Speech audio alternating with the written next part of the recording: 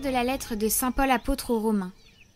Frères, je n'ai pas honte de l'Évangile, car il est puissance de Dieu, pour le salut de quiconque est devenu croyant, le juif d'abord et le païen. Dans cet Évangile se révèle la justice donnée par Dieu, celle qui vient de la foi et conduite à la foi, comme il est écrit, « Celui qui est juste par la foi vivra ». Or, la colère de Dieu se révèle du haut du ciel, contre toute impiété et contre toute injustice des hommes, qui par leur injustice font obstacle à la vérité. En effet, ce que l'on peut connaître de Dieu est clair pour eux, car Dieu le leur a montré clairement. Depuis la création du monde, on peut voir avec intelligence, à travers les œuvres de Dieu, ce qui de lui est invisible, sa puissance éternelle et sa divinité. Ils n'ont donc pas d'excuse, puisque malgré leur connaissance de Dieu, ils ne lui ont pas rendu la gloire et l'action de grâce que l'on doit à Dieu. Ils se sont laissés aller à des raisonnements sans valeur, et les ténèbres ont rempli leur cœur privé d'intelligence. Ces soi-disant sages sont devenus fous. Ils ont échangé la gloire du Dieu impérissable contre des idoles, représentant l'être humain périssable, ou bien des volatiles, des quadrupèdes et des reptiles. Voilà pourquoi, à cause des convoitises de leur cœur, Dieu les a livrés à l'impureté, de sorte qu'ils déshonorent eux-mêmes leur corps. Ils ont échangé la vérité de Dieu contre le mensonge.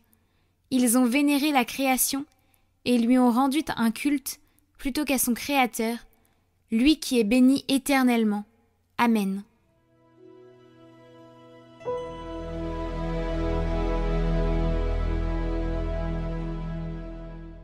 Les cieux proclament la gloire de Dieu. Les cieux proclament la gloire de Dieu. Le firmament raconte l'ouvrage de ses mains. Le jour au jour en livre le récit, et la nuit à la nuit en donne connaissance. Pas de paroles dans ce récit, pas de voix qui s'entendent. Mais sur toute la terre en paraît le message, et la nouvelle aux limites du monde.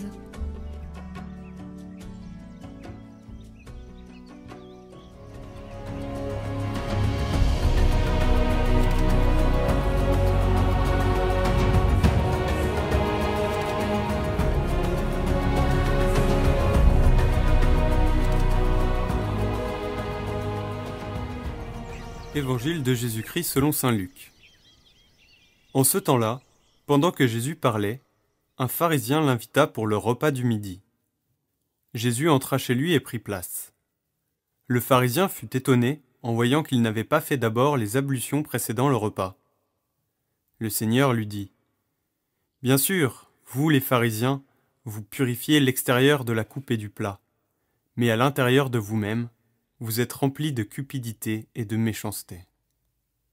Insensé, celui qui a fait l'extérieur n'a-t-il pas aussi fait l'intérieur ?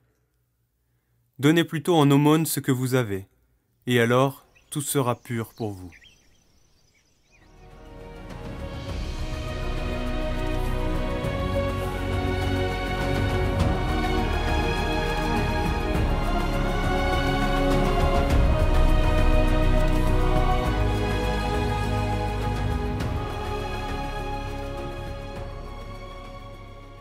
Aujourd'hui, une question importante. Avons-nous honte de l'Évangile ? On va se poser la question, on va revenir à des événements qui se sont passés dans notre vie où on s'est retenu de parler du Christ. Pour ne pas choquer peut-être, ou peut-être parce que nous avions honte de ce message, de dire que nous nous référions au Christ, qu'il était notre Sauveur. Eh bien, c'est la question que saint Paul nous jette en plein visage aujourd'hui, pas pour nous accuser, mais pour réveiller. Avons-nous peur d'en parler, de témoigner, de proclamer le Christ dans un monde qui s'en amuse ou s'en offense ? Avons-nous peur de choquer ?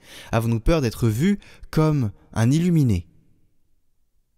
Pourtant, chers amis, si vous pensez comme ça, eh bien l'Évangile dans votre cœur n'est pas bien formé. L'Évangile n'est pas à craindre. Trop souvent, nous nous taisons par crainte d'être trop religieux, ou simplement pour ne pas déranger. Et pourtant, l'Évangile n'est pas une opinion à défendre, c'est une puissance de salut, dit Paul, une force vivante qui relève les âmes et transforme les cœurs. Il s'agit là de la vérité. Il ne s'agit pas de crier plus fort que les autres, ni de tomber dans un zèle agressif ou dans le prosélytisme que le Seigneur nous interdit. Le Christ ne nous demande pas de convaincre, mais de vivre en témoin.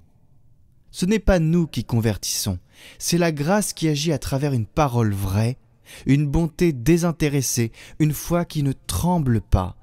La confiance, le feu que nous avons se propage.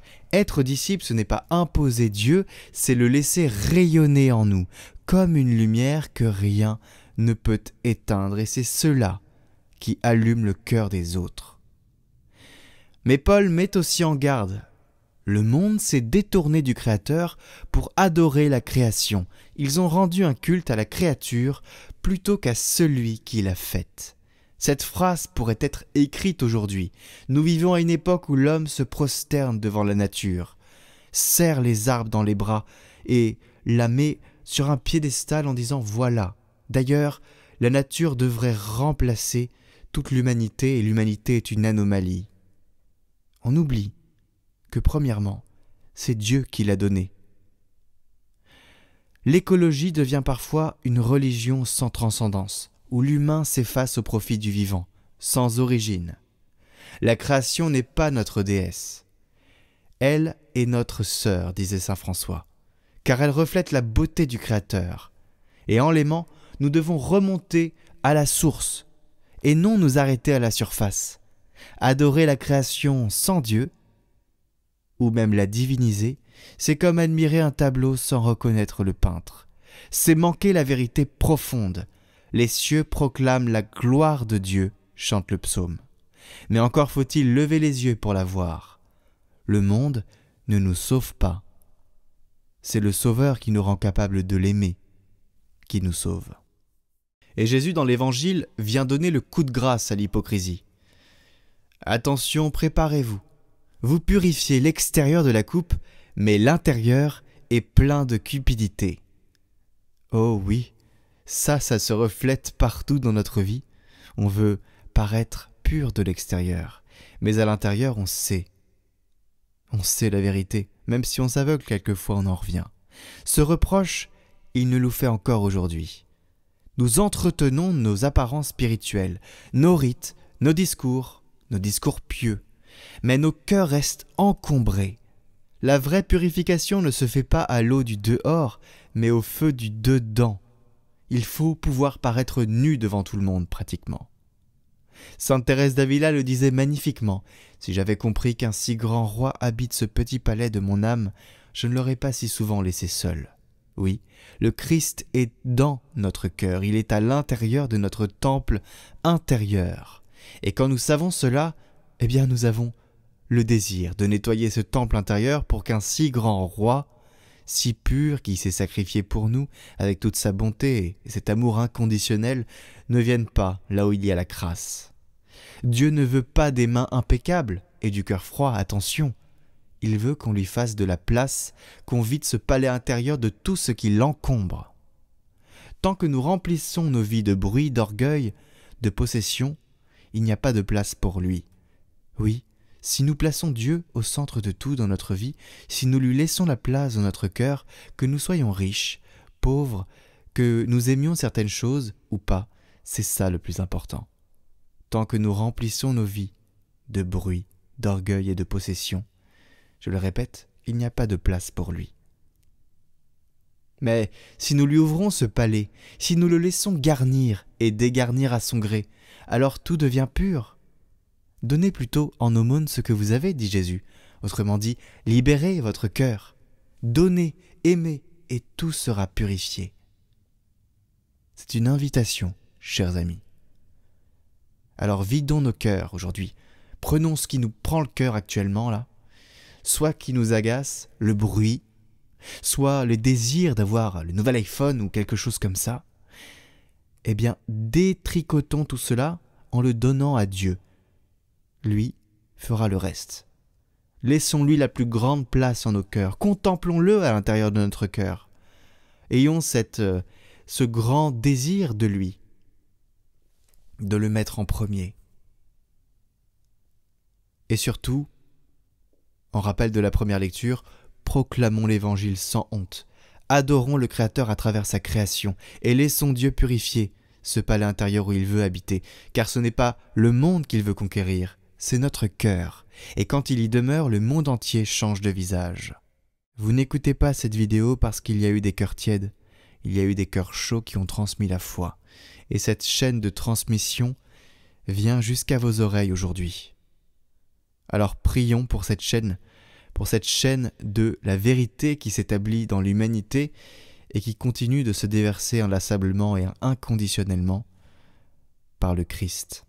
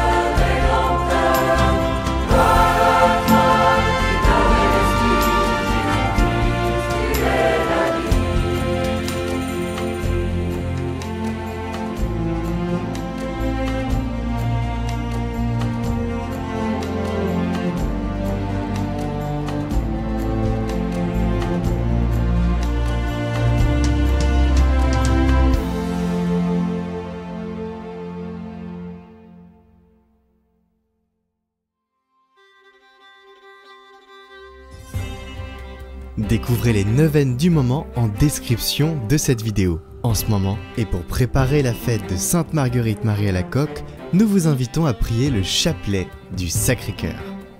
En lien en description.